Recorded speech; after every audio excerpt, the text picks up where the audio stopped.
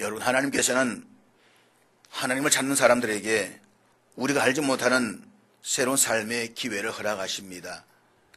하나님께로 나오는 자에게는 반드시 그 삶에 길이 있습니다.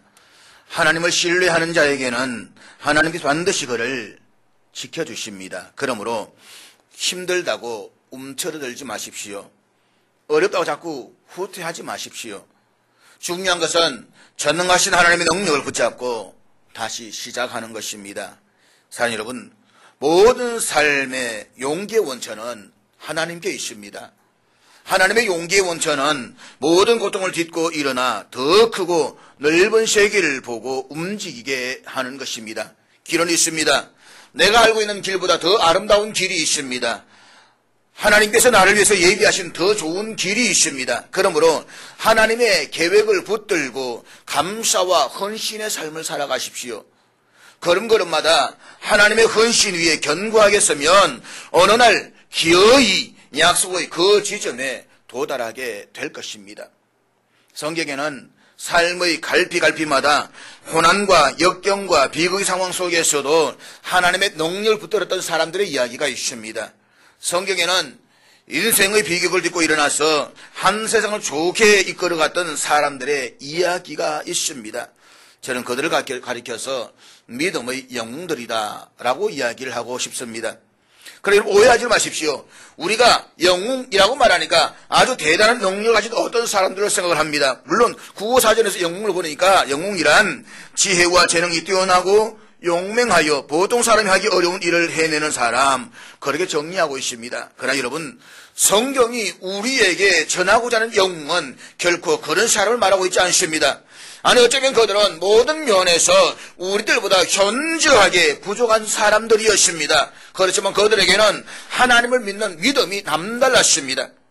그들의 바라봄의 대상은 세상이나 사람이 아니라 오직 하나님 뿐이었습니다. 그리고 그들은 하나님의 약속의 말씀을 붙잡았습니다. 그렇습니다. 사랑하는 여러분, 오늘도 선포되는 이 하나님 말씀을, 그 말씀을 내 마음 가운데 비록 겨자씨만한 믿음이라도 우리 심령에 있기를 기도할 수 있기를 바랍니다. 지금 우리 모두에게 정말 필요한 것은 전심으로 하나님을 믿는 믿음인 것입니다. 여러분, 우리가 수많은 인생의 날들을 살아가면서 때로는 의도하지 않았던 삶의 전환기에 직면할 때가 있습니다. 요컨대 전환기는 삶의 불안과 기대 혹은 삶의 절망과 기쁨을 함께 경험하는 혼란의 시간이라고 이야기할 수가 있는 것입니다. 전환기라고 하는 것은 절망이기도 하지만 또 다른 기회다라고도 볼 수가 있는 것입니다. 이 시간 지나온 내 삶의 날들을 한번 되돌아보십시오. 지금과 살아오는 가운데 어느 날 갑자기 삶의 방향을 잃어버린 채 무엇을 목표로 삼고 어디를 바라보고 살아야 할지 갈피를 잡지 못하고 방황했던 적은 없습니까? 혹은 내가 이대로 간다면 내 인생은 도저히 안 되겠다라는 어떤 위기의식을 경험하는 순간은 없었습니까? 아니면 내 삶에 중대한 결정적인 변화가 반드시 있어야 되겠다라고 느꼈던 그런 때는 없었나요? 아니면 어쩌면 지금이 바로 그런 때라고 생각하지는 않습니까? 오늘 함께 읽은 사사기는 이렇게 시작이 되고 있습니다. 여호수아가 죽은 후에, 그러니까 사사기는 여호수아가 죽은 이후에 일어난 이야기, 그 사건들을 기록하고 있는 책입니다. 여호수아는 모세의 뒤를 이어서 이스라엘 백성들을 이끌고 가나안 땅에 들어간 믿음의 영웅이었습니다. 그런데 그 여호수아가 죽었습니다. 모세 이후에 줄곧 의지하면서 그만을 바라고 살아왔던 그 여호수아가 죽었습니다. 이스라엘 역사에서 구심점이 사라졌습니다.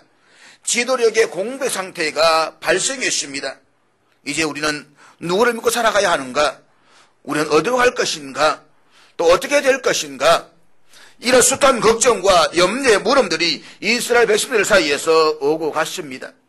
어느 한순간 이스라엘 백성들을 방향 감각을 상실한 일종의 의식 사각 지대에 던져졌습니다.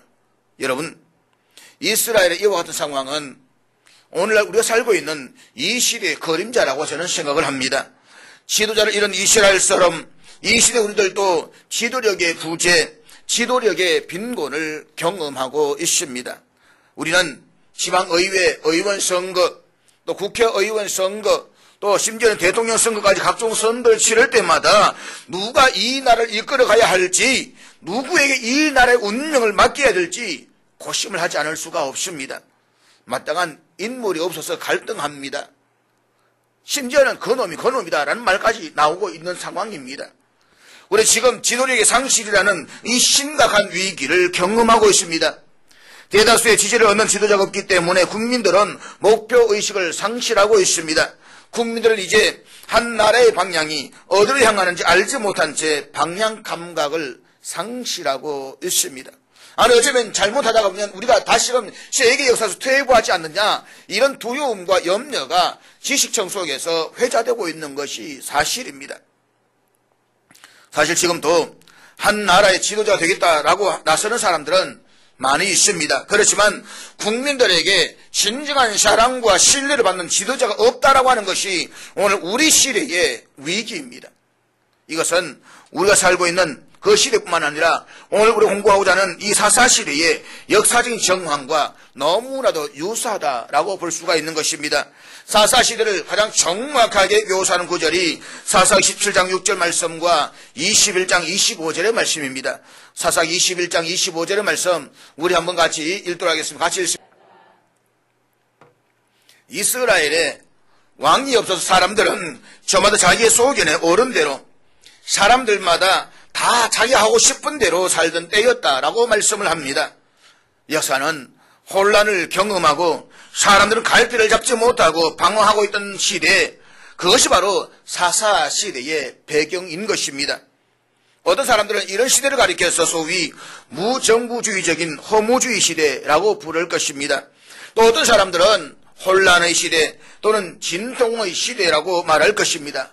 그러나 저는 이런 소극적인 표현보다는 차라리 새로운 사고, 새로운 생각, 새로운 결단을 요구하는 전환기의 시대라고 진단하고자 합니다. 그런데 우리 살고 있는 이 시대가 바로 이런 전환기라고 한다면 이 시대를 살아갈 수 있는 지혜가 무엇입니까? 사람들이 방향을 잃고 있습니다. 나라도 역사도 나아갈 방향을 잃고 있습니다. 이런 시대적 상황, 이런 허무의 상황, 이런 혼돈의 삶의 교차로에서 우리는 어떤 삶을 살아가야 되겠습니까? 우리는 이런 물음에 대한 대답을 믿음의 영웅이 떠나간 그 정황 전환점에서 이스라엘 백성들이 취했던 행동에서 찾아볼 수가 있습니다. 그렇다면 믿음의 영웅이 떠나간 이 혼돈의 순간에 이스라엘 백성들이 취한 행동이 무엇입니까? 세 가지로 정리해 볼 수 있습니다. 첫째로 저들은 하나님의 인도하심을 구했습니다. 그렇습니다. 우리는 지금 다른 어느 시대보다도 더 절실하게 하나님의 인도를 구해야만 합니다. 우리가 신뢰할 수 있는 지도자가 없다라고 절망하고 주저앉아 있을 수만은 없습니다. 이 시대를 주도할 만한 철학이 없고 인생의 목표를 삼을 만한 이념이 없어서 현대인들을 힘들게 만들고 있습니다. 이상이 없습니다. 꿈이 사라지고 있습니다. 목표가 보이지 않습니다. 그러나 기억하십시오. 그로 잊지 마시길 바랍니다. 이런 시대적인 고통의 때가 바로 우리가 더욱더 주님의 인도를 구해야 할 때라는 사실인 것입니다. 대개 사람들은 지도자가 없고 철학이 빈약하고 꿈이 사라지고 방향을 잃어버린 시대의 상황에 빠지면 쉽게 절망합니다. 자꾸 자기의 물결이 사람의 심령 속에 퍼져나갑니다. 그러다가 정말 견딜 수 없는 상황이 되어서 고통을 피할 수가 없게 되면 겨우 마지막에 한다는 말이 기도나 해볼까? 라고 합니다. 정말 기도가 필요할 때에 기도하지 않는다라고 하는 것은 말할 수 없이 안타까운 일입니다. 삶이 방향이 불분명하기에 어디를 바라보고 살아야 하는지 분명하지 않기 때문에 기도하지 못하는 것입니다. 주님의 인도하심을 더 구해하는 이 시대에 우리의 기도가 그 무엇보다 요청되는 이 시대에 기도하지 않는 어리석음을 범하는 경우가 얼마나 많은지 모릅니다. 그러나 이스라엘 백성들은 이런 전환기를 살면서 남다른 모범을 보였습니다. 오늘 보면 1장 1절에서 말씀에서 여호수아가 죽은 이후에 이스라엘 백성들이 어떤 행동을 했는지를 보여주고 있습니다. 1절 말씀 같이 보도록 하겠습니다. 우리 1절 다 같이 읽겠습니다. 시작. 여호수아가 죽은 후에 새로운 시대의 갈림길 전환기에 선 백성들이 맨 먼저 한 일은 하나님께 질문한 것입니다. 그들은 하나님의 인도하심을 구했습니다. 하나님 뜻이 어디에 있는가를 물었습니다. 어떤 모습으로 누가 이 상황을 풀어나가기 위해서 행동해야만 옳겠습니까? 하나님이 가르쳐 주십시오. 하나님께서 인도해 주십시오. 라고 하나님의 인도를 구하는 모습을 볼 수가 있습니다. 그리고 하나님의 응답을 받았습니다. 믿음의 영웅이 떠나간 그 절반기의 자리에서 이스라엘 백성들은 하나님께 그분의 뜻을 물었습니다. 저들은 자신들의 마음대로 결정해서 이 일을 처리하지 않았다라고 하는 것입니다. 왜요? 그 역사적 상황을 알고 있기 때문인 것입니다. 그들은 자기들 마음대로 행동했다가 하나님께 기도하지 아니하고 너무 쉽게 판단했다가 아이성 앞에서 질이 멸렬했던 그 뼈아픈 역사적 상황을 경험하고 있는 것입니다. 그렇기 때문에 그들은 사소한 일 앞에서도 하나님께 나아가 물었습니다. 하나님, 우리 어떻게 할까요? 이렇게 할까요? 저렇게 할까요? 하나님 응답해 주십시오. 라고 기도했다라고 하는 것입니다. 이스라엘 백성들은 삶의 갈림길이 있을 때에 자신의 판단이나 주관 혹은 자신의 생각에 의존해서 결정을 내린 것이 아니라 먼저 하나님께 나아갈 방향을 물었습니다. 여러분, 이것이 얼마나 중요한지 모릅니다. 성경에서 하나님의 마음에 합한 사람이라고 했던 다윗의 생애를 살펴보면 이런 표현이 자주 등장합니다. 다윗이 여호와께 묻자와 아뢰되. 이것이 다윗의 일생을 좌우한 대단히 중요한 삶의 비밀 열쇠였습니다. 다윗은 하나님께 질문하지 않고서는 행동하지 않았습니다. 이 다윗의 전생애를 하나님 앞에 합당하게 들음으로써 하나님의 사람으로 인정받을 수 있는 근거가 되었다고 하는 것입니다. 비록 여러 차례 실수를 했음에도 불구하고 다윗이 소중한 삶을 추구할 수가 있었던 것은 그가 하나님의 뜻을 물으며 살았기 때문인 것입니다. 다윗은 결코 하나님의 뜻을 묻지 않고 행동한 적은 없다는 것입니다. 그 다음 사랑하는 여러분, 당신은 삶이 고통스럽고 혼미하여 앞이 보이지 않을 때에 어떻게 처신하십니까? 더욱 엎드려서 그분의 뜻을 물으십니까? 아니면 지금 처한 환경을 내 생각과 이성적 판단으로만 살피고 행동하십니까? 우리는 한 시대의 고통과 혼란 앞에서 먼저 주의 뜻을 물었던 신앙의 선조들의 지혜를 배울 수가 있어야만 합니다. 다음에 제가 묘사하는 그림을 한번 상상해서 그려보시기를 바랍니다. 바다를 그린 그림인데 망망대해에 배 한 척이 외롭게 떠 있습니다. 캄캄한 밤바다에 파도까지 출렁이고 있습니다.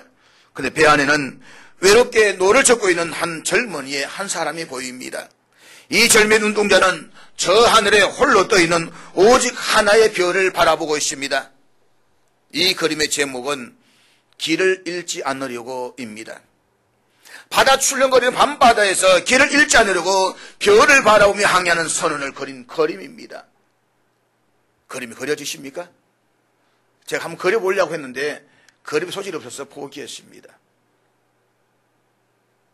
여러분, 우리가 인생의 길을 잃지 않으려면, 그래서 주님의 뜻에 합당한 삶을 살려면 우리의 시선을 하나님께 고정하고 그분의 인도하심을 따라서 하루하루 살아가야만 합니다.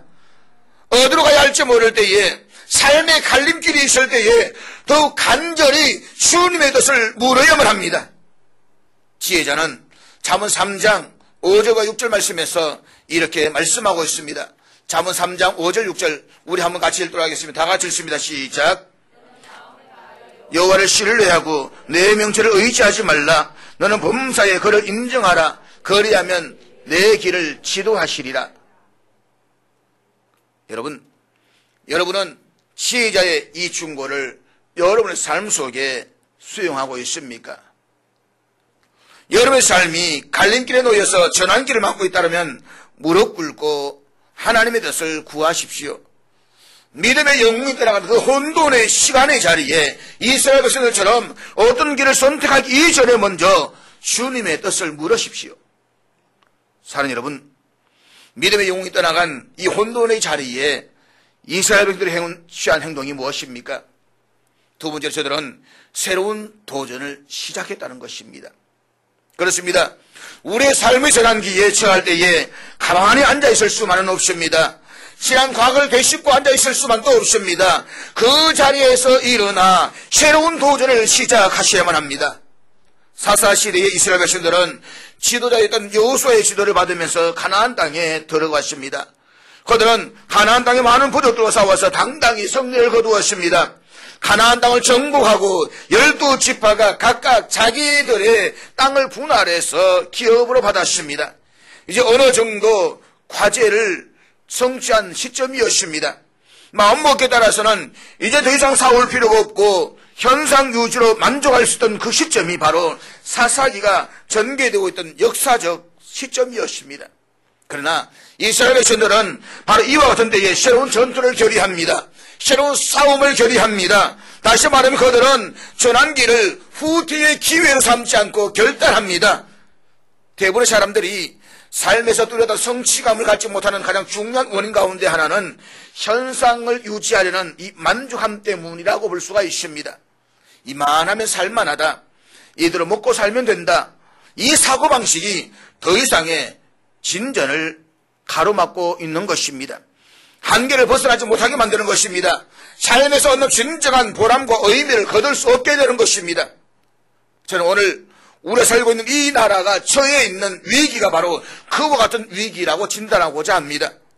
우리의 부모님의 세대가 이루어왔던 한강의 기적은 그냥 우연히 만들어진 기적이 아닙니다.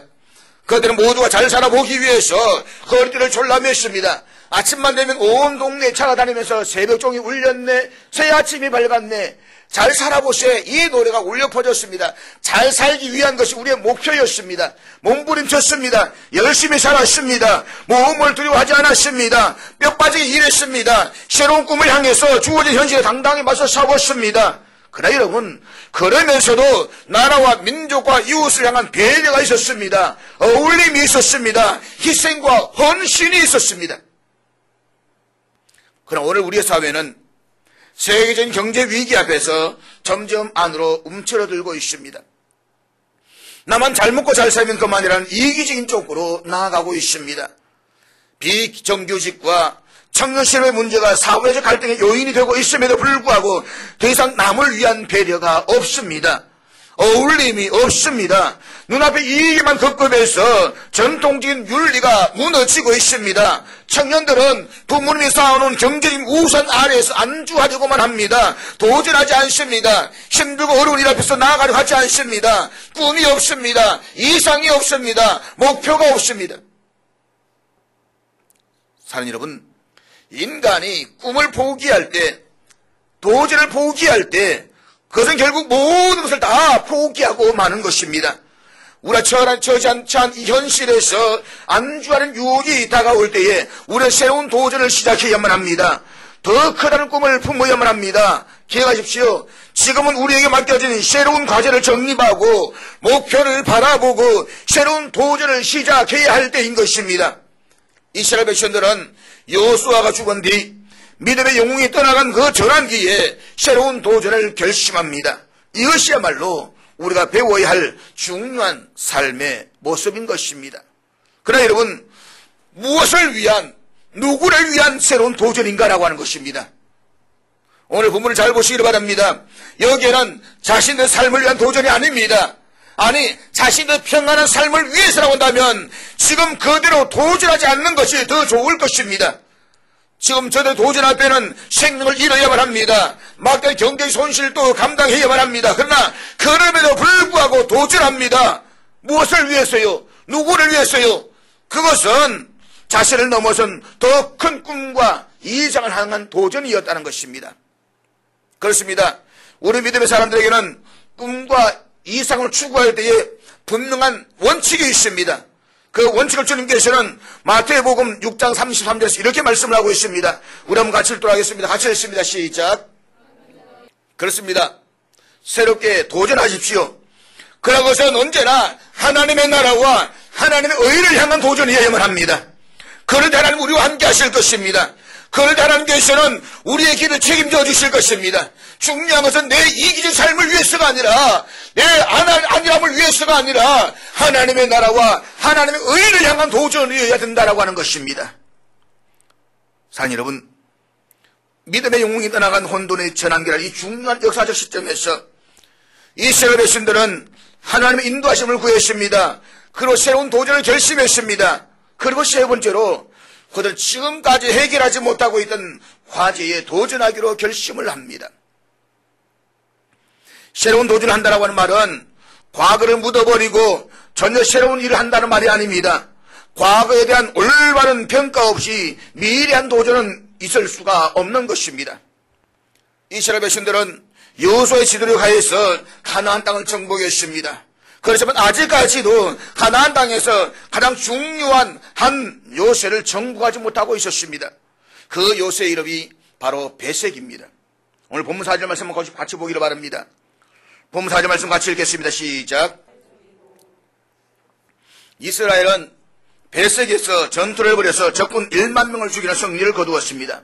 그런데 이 전투에서 중요한 인물 한 사람이 등장하는데 그는 7절에 언급되고 있는 아도니 베색입니다.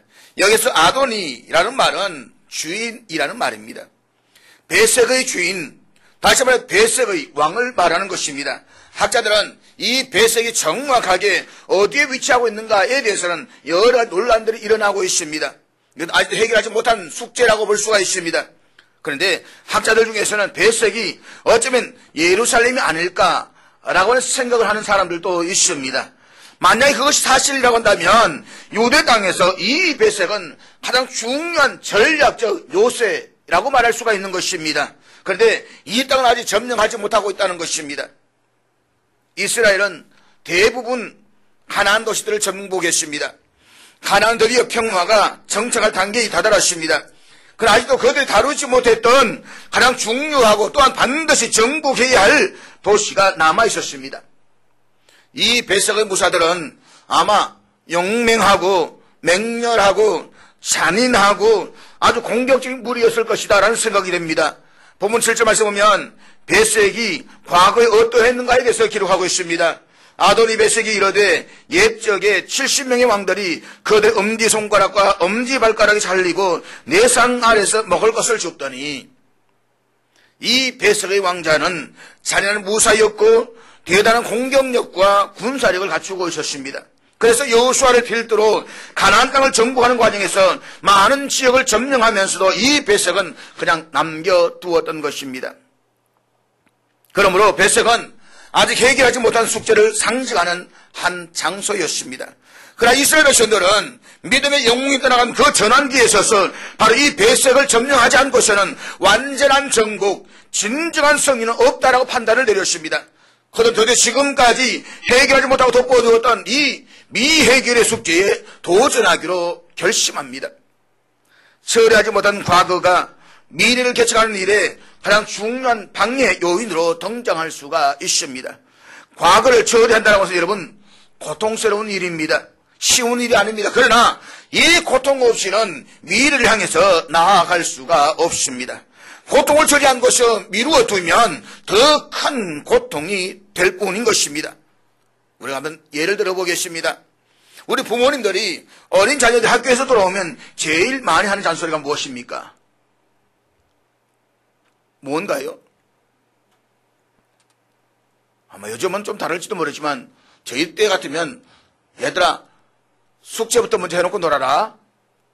아마 이 말일 것입니다. 그죠? 숙제부터 먼저 하고 놀아라. 맞지 그죠? 숙제부터 먼저 하고 놀아라. 때로는 하기 싫은 일이지만 숙제부터 하고 놀아야 마음이 편하다는 것을 알기 때문인 것입니다. 그런데 숙제하지 않고 놀다가 잘 때 좀 되고 나 숙제 그러면 그 다음 뭐라고 합니까? 야 이놈의 새끼야 숙제부터 하라 한다. 숙제해라고 하냐? 내가 했나 안 했나 물었지 않냐? 라고 하면서 야단치지 않습니까? 숙제를 끝내면 나머지 시간 얼마든지 마음 놓고 잘 놀 수가 있는 것입니다. 아마 여러분은 숙제를 해야 한다는 강박관념 때문에 재미있는 놀이도 제대로 놀지 못하는 자녀들의 모습을 종종 보았을 것입니다. 그래서 듣기 싫은 잔소리도 하게 되는 것입니다. 그런데 자녀들의 그런 모습을 답답해하고 잔소리하는 부모님 되신 여러분은 또 어떻습니까?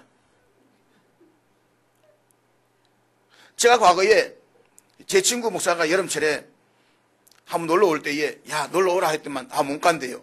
왜 못 가냐 그러니까 숙제해야 된대요. 애 무슨 숙제야 그래? 일기를 써야 된대요. 일기 아침에 안 썼냐 그러니까 아니 지금까지 밀려 다 써야 된대요. 그 누구 발상이냐 그러니까 와이프 발상이래요. 그 바꾸라 했습니다. 그래 물었습니다. 사모님은 학교 다닐 때에 일기 다 썼어요 그랬더만 안 썼어요. 사모님 일기 안 쓰는데 왜 애 보고 강요하느냐고. 일기는 그때그때 쓰는 거지 미뤄도 일기냐고 그거는. 집어두고 빨리 어서 했더니 알았습니다. 그냥 와가지고 저희 교회 집에서 이틀 동안 같이 이야기하고 갔던 적이 있었습니다. 여러분은 어떻습니까? 밀린 숙제를 제대로 하고 살아가십니까? 여러분은 고통스러운 인생의 문제들을 해결하지 않는 채 자꾸 미루기만 하고 있지는 않습니까?